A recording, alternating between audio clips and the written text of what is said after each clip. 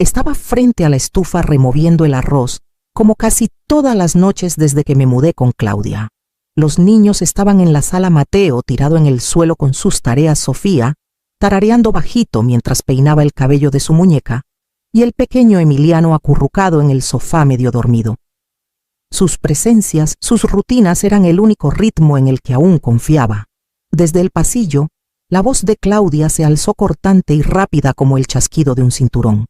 Otra pelea con su novio, la tercera esa semana. Mantuve los ojos en la olla esperando como siempre que todo se calmara antes de que se convirtiera en algo peor. Entonces escuché pasos, fuertes. Claudia irrumpió en la cocina con el rostro encendido y furiosa. Me miró directo a los ojos, pero habló como si yo fuera una mancha que apenas notaba. Ni siquiera mis hijos te quieren, dijo tan alto que las paredes lo recordarían. No eres más que una carga. Mateo se quedó quieto a mitad de una frase. Sofía dejó caer su peine. Emiliano se incorporó lentamente con los ojitos llenos de confusión. El silencio que siguió fue más pesado que el insulto mismo. No respondí, no lloré, solo apagué la estufa y me limpié las manos en el borde del delantal. Las rodillas me temblaban, pero no les di el gusto de escucharlas ceder. Esperé hasta que todos se fueron a dormir. Luego en la penumbra doblé mi ropa en una bolsa vieja de supermercado y guardé mis medicinas en un bolsillo lateral. No tomé mucho, solo lo necesario por si no regresaba.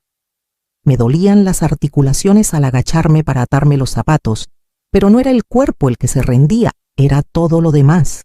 La puerta principal chirrió más de lo que quería. Me quedé un momento con la mano en la perilla esperando un susurro infantil o el sonido de una puerta abriéndose detrás de mí. No llegó nada. Así que salí a la noche donde la luz del farol titilaba como si no supiera si aún pertenecía a ese lugar. No sabía a dónde iba, solo sabía que no podía quedarme. Carmen me dio su cuarto de huéspedes sin hacer demasiadas preguntas.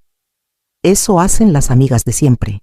No insistió cuando me senté en su sofá con las manos todavía temblando, ni cuando tomé mi té sin azúcar por primera vez en años. Esa noche dormí con un oído alerta, de ese sueño donde el cuerpo descansa, pero la mente se queda parada en la puerta. El teléfono sonó a la 1:43 de la madrugada. Casi no contesto. No reconocí el número y no estaba lista para más dolor, pero algo en mí lo supo. Respondí al tercer timbre con el corazón en guardia. Abuela era Mateo. Su voz era baja e insegura. Abuela, vamos para allá. No queremos quedarnos con ella nunca más. Me incorporé de golpe. ¿Dónde están caminando? Por favor, no le digas a mamá. Llegaremos pronto. Colgó antes de que pudiera decir más. Carmen ya estaba de pie cuando corrí al pasillo. ¿Son ellos?, preguntó. Asentí. Nos quedamos esperando junto a la ventana principal. La calle afuera parecía un escenario donde nada debería pasar a esa hora. A las 2:12 3 siluetas se acercaron a la casa. Mateo iba al frente con la mochila cruzada sobre el pecho, sosteniendo la mano de Emiliano. Sofía los seguía abrazando su osito de peluche con pijamas desparejados. Sus labios temblaban, pero sus ojos estaban fijos en la luz del porche. Cuando abrí la puerta, no dijeron nada. Solo se apretaron contra mí 3 cuerpecitos que se fundieron en el mío como si temieran que desapareciera. No sabíamos a dónde más ir, susurró Mateo. Los abracé más fuerte. Hicieron lo correcto. Los acomodamos en un catre en la sala. Sofía se acurrucó junto a Emiliano con el pulgar en la boca como cuando era pequeña. Mateo no se acostó. Se sentó a mi lado en el sofá mirando al frente. Le gritó a Emiliano esta noche. Lo llamó estúpido por mojar la cama. Se me apretó el pecho. Ahora están a salvo. Mateo levantó la mirada. Pero tú, abuela, ¿estás a salvo? No supe qué responder. Solo sabía una cosa. Ahora tenía que protegerlo sin importar cómo lo llamara el mundo al amanecer. Para la mañana ya había comenzado. Mi teléfono se encendió con notificaciones, números desconocidos, nombres que no conocía. Algunos mensajes eran cortos y crueles. Deberías pudrirte en la cárcel. Otros se extendían en párrafos sobre cómo estaba destrozando una familia, manipulando a los niños, haciéndome la víctima. El peor decía que intentaba robar el legado de alguien más, porque mi vida ya estaba acabada. Carmen me arrancó el teléfono de las manos. No necesitas leer esto. Pero ya era tarde. Claudia había subido un video. Estaba sentada en el porche de su casa, con lágrimas corriendo por las mejillas, sosteniendo una foto de los niños. Dijo que yo los había tomado sin avisar, que estaban confundidos, que intentaba ponerlos en su contra. Es vieja, sollozó, y está sola. Pero esta no es la manera de sentirse querida. Cuando terminé de leer los comentarios me sentí enferma. Y lo que más me asustó fue cuánta gente le creyó. Llamé al señor Ramírez al día siguiente. Ya estaba más lento, pero su mente seguía afilada. Quieren pintarte como inestable, dijo. No los dejaremos. Me ayudó a presentar una declaración formal ante servicios infantiles antes de que las acusaciones de Claudia llegaran al sistema. Explicamos, todos los niños vinieron por su cuenta. El ambiente era seguro. El cuidado era constante. Aún así querían escuchar a los niños. Senté a Mateo primero. Le dije que no tenía que hablar, que podía esperar. Negó con la cabeza. Si no habló ella, gana. Nos reunimos con la trabajadora social 2 días después en una oficina neutral. Una sala gris, 2 sillas, una tabla. Mateo no se movió. No parecía asustado. Solo dijo, la abuela no nos grita, nos escucha. Eso es todo lo que queremos. Luego habló Sofía. Dijo que yo le cepillaba el cabello con suavidad, que preparaba almuerzos de verdad, que no le ponía apodos. Emiliano no dijo mucho, pero tomó mi mano mientras le hacían preguntas. Eso fue suficiente. Al salir el señor Ramírez nos encontró en el estacionamiento. Ahora esperamos, dijo. Asentí, pero sabía más. No estábamos esperando, nos estábamos preparando. El golpe llegó justo después del amanecer, 3 toques cortos y firmes que no esperaron una segunda invitación. Abrí la puerta y me encontré con una mujer de saco, un hombre joven con una tabla y un oficial uniformado detrás de ellos. Se presentaron sin calidez, bienestar infantil, evaluación psicológica, escolta de seguridad. Me hice a un lado y los dejé pasar. Mateo se tensó al ver la placa. Sofía se escondió detrás del sofá abrazando su osito. Emiliano corrió a una esquina y se hizo bolita. Quería abrazarlos a todos a la vez, pero sabía que no debía interrumpir un proceso diseñado para ver si era apta para amarlos. Recorrieron la casa como inspectores en una escena del crimen. Revisaron el refrigerador, levantaron las mochilas de los niños, hojearon cuadernos como si la verdad pudiera medirse en marcas de lápiz y migajas de sándwich. El psicólogo pidió hablar con los niños por separado. Uno por uno se sentaron a la mesa, mientras la trabajadora social tomaba notas. Yo estaba en la cocina con las manos apretadas, el corazón latiendo fuerte. No temía su verdad. Temía cómo los adultos pueden torcer las palabras de un niño para que encajen en un informe. Cuando terminaron, la psicóloga se acercó. Tu nieto dijo algo interesante, comentó. Dijo, aquí nos sentimos normales, como si no tuviéramos que prepararnos para los gritos. Asentí una vez. ¿Por qué no lo hacen? No respondió. Solo dio la vuelta y escribió una última nota en su carpeta. Antes de irse, la trabajadora social me dio un aviso impreso: el caso permanecería abierto y las visitas futuras podrían ser sin previo aviso. No podían prometer protección. No podían prometer nada. Esperé hasta que la puerta se cerró para exhalar. Mis rodillas cedieron un poco, pero me mantuve en pie, por ellos. Esa noche comencé a documentar todo: comidas, tareas, rutinas de dormir. Escaneé tareas, tomé fotos de sus cuartos, anoté cada interacción que algún día podrían cuestionar. La verdad, aprendí, no era suficiente. Tenías que probar que la vivías. Mateo se sentó a mi lado mientras registraba otra nota. Se recargó en mi hombro y dijo bajito: si nos quitan, encontraremos la manera de regresar. No lloré. Solo pasé mi brazo alrededor de él y seguí escribiendo. León no me había llamado en más de un año. Cuando su nombre apareció en mi teléfono dudé. Pensé en todos los cumpleaños que se perdió, en las fiestas que evadió con excusas vagas. Pero la sangre hace algo raro con la memoria. La suaviza en lugares que no debería. Así que contesté. Ma, dijo dulce como miel. Supe lo que está pasando. ¿Estás bien? Por un momento dejé que el sonido de su voz se asentara en mí. Luego agregó: «Solo quiero ayudar». Le conté la verdad, que estaba cansada, preocupada, pero los niños estaban a salvo. Se quedó callado. Luego dijo: «Mira, lo entiendo. Siempre estás dando el paso al frente, pero tal vez esta vez estás aferrándote demasiado. Esta no es tu pelea». Me quedé en silencio. Continuó: «Tú solo extrañas sentirte necesitada, ¿verdad? Que de eso se trata». Sentí que algo se movía en mi pecho. No se rompió. Solo se deslizó fuera de lugar. «León», dije. «No me vuelvas a llamar si vas a hablar así». Suspiró e intentó retractarse. «Solo digo que estás causando problemas. Claudia está molesta. Toda la familia está hablando». Cuando colgó, miré el teléfono por un buen rato. Esa noche cambié las contraseñas de todas mis cuentas. A la mañana siguiente, recibí una alerta de fraude del banco. Un intento de inicio de sesión desde otra ciudad. Reconocí los últimos dígitos del número que intentaron usar el teléfono viejo de León, aún registrado como respaldo de hace años. Cerré la cuenta. Moví lo poco que tenía a un fondo privado solo a mi nombre. No era mucho, pero era mío. Entonces tomé una decisión que no planeaba tomar tan pronto.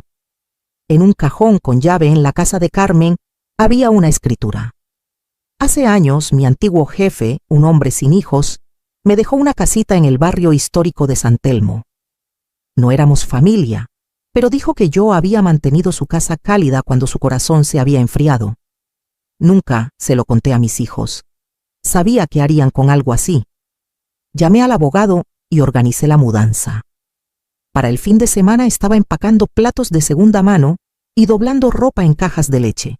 La casita no era grande, pero las ventanas se abrían de par en par y el piso no crujía con secretos. Mateo entró primero, dejó caer su mochila y dijo: «Huele a paz aquí». Sonreí y desempaqué la última sábana. Esa noche, mientras doblaba los pijamas de los niños en cajones que por fin podían llamar suyos, escuché a Sofía tarareando desde el porche. Su voz era suave pero firme, y entonces noté el sobre deslizado bajo la puerta. Sofía me dio la nota después de la escuela con los labios apretados. No lloró, no habló. Solo abrió su mochila despacio y sacó un papel doblado manchado con algo rojo, tinta marcador o algo que parecía sangre. «Miente, tu mamá te quiere. Volverán pronto, quieran o no». No estaba firmado, pero reconocí la letra. Y Sofía sabía quién lo había puesto ahí, solo que no podía decirlo en voz alta. Llevé la nota al director a la mañana siguiente. Parpadeó rápido e intentó restarle importancia, tal vez un estudiante, tal vez una broma. Pero insistí en revisar las cámaras de seguridad. Accedió a regañadientes. El video era granulado en blanco y negro y cruel. Ahí estaba Claudia, con un uniforme de mantenimiento, el cabello bajo una gorra. Había usado una credencial falsa, entró por la puerta lateral y caminó por el pasillo durante el recreo. Las cámaras la captaron arrodillándose junto a los casilleros, deslizando algo en la mochila de Sofía. Se fue en 6 minutos.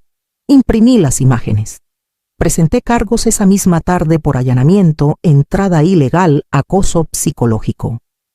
Antes había protegido a Claudia de cosas peores. Esta vez no titubeé. Esa noche, después de que los niños se durmieron, me senté a la mesa de la cocina y abrí una carpeta nueva. Saqué una hoja en blanco. En la parte superior escribí en letras grandes: «Declaración de la verdad». Escribí durante 3 horas. Escribí sobre la vez que Claudia dejó a Mateo en la guardería 2 días seguidos, porque se fue con un hombre que conoció en línea. Escribí sobre las pastillas que tiré cuando las encontré en su bolso. Escribí sobre los moretones que cubrí con excusas cuando su enojo se volvió contra sí misma y luego contra los demás. Y escribí sobre el silencio que guardé año tras año porque pensé que si la amaba lo suficiente, eventualmente se suavizaría. Firmé la última página con manos que no temblaron. A la mañana siguiente la hice autenticar.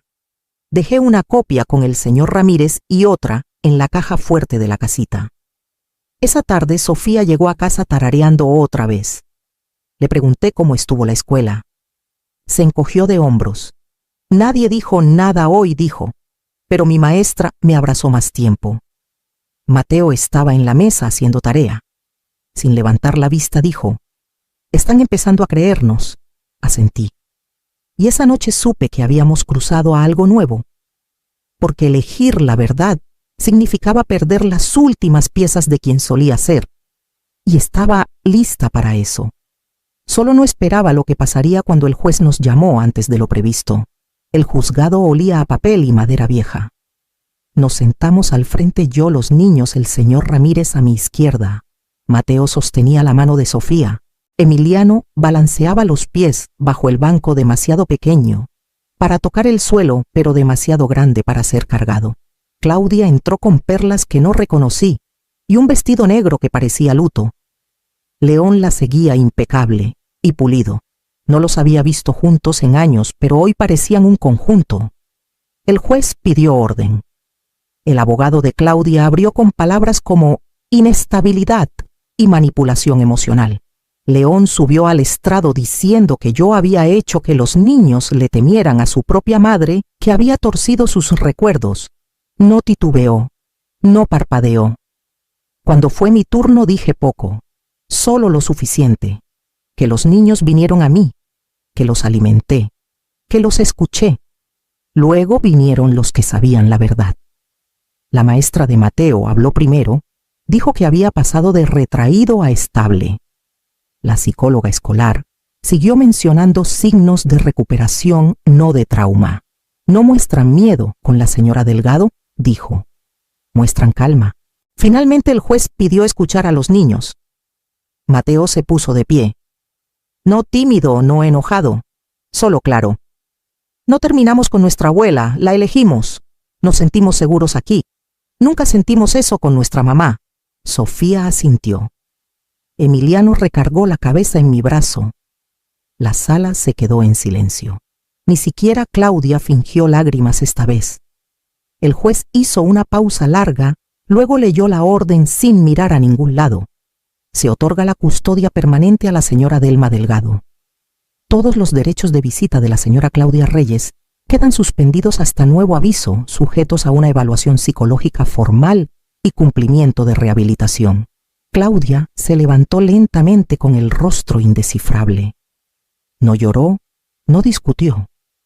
Solo salió con León pisándole los talones como si no hubieran venido a ganar, sino a ensayar la derrota. Me quedé sentada hasta que el martillo sonó. Entonces tomé la mano de Mateo y por primera vez en semanas sentí calor sin peso. Esa noche al llegar a casa, puse la cena en la mesa: arroz, frijoles y pan de maíz dulce. Comieron como niños que no tenían que probar nada. Y luego, después de lavar los platos, el timbre sonó de nuevo. Estábamos a medio camino del coche cuando escuché sus tacones detrás de mí. Me giré y ahí estaba Claudia, compuesta, casi serena, como si el juzgado no hubiera pasado. Se acercó, bajó la voz y lo dijo como si fuera un pensamiento pasajero. No los tendrás para siempre. Si mueres, vuelven conmigo. Luego sonrió. No era rabia, no era desesperación, era certeza. Eso fue lo que me heló. No hablé. Solo me di la vuelta, puse una mano en el hombro de Emiliano y seguí caminando. Esa noche, después de que los niños se durmieron, me senté a la mesa de la cocina con un bolígrafo en una mano y mi viejo diario en la otra. No para escribir recuerdos, sino instrucciones. A la mañana siguiente me reuní con el señor Ramírez. Finalizamos mi testamento.